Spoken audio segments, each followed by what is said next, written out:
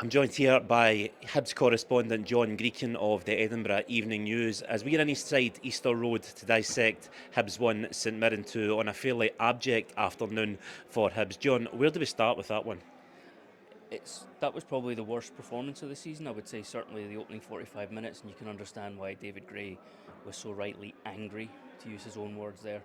At half time, he made 3 substitutions. He probably could have taken 6 off. It never felt like they were getting back into it. When Martin Boyle misses the penalty, you think maybe if they'd have scored that, they never really looked like getting back into it. St Mirren looked comfortable, and that must be a major concern.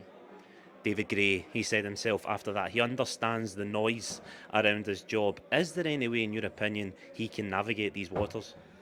I would never try to apply logic to football or to Hibs in this situation. And I will say the only thing that makes me double second guess myself is our main criticism of Hibs is that they change managers too often, and they've changed managers time and time and time again. You end up with a bloated squad, square pegs and round holes. So why do you think changing it this time would work? On the other hand, you're bottom of the table, heading into an international break, which is always a dangerous time for a manager. And if it is to be the end for David Gray, where do Hibs go next? That's a really difficult one. It's noticeable today, the fans were chanting David Gray's name, supporting him. They recognise that he's been handed a difficult situation here. So I don't know if it can be addressed just by changing manager. But you ask most fans and they would want board changes, executive level changes to be there. So I don't know what they would do next, to be honest.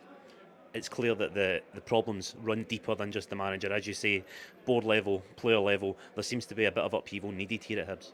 Yeah, and I think so. And I think with the Black Knights and Bill Foley buying in last year, fans got excited and thought there was going to be a whole new era ahead. That hasn't really kicked in yet. He only invested, only £6 million, but it was a minority stake. So it's not as if he's calling the shots, but clearly he wants some influence in there. I think fans just want to see a team that they can be proud of, and at the moment they're a long way for that.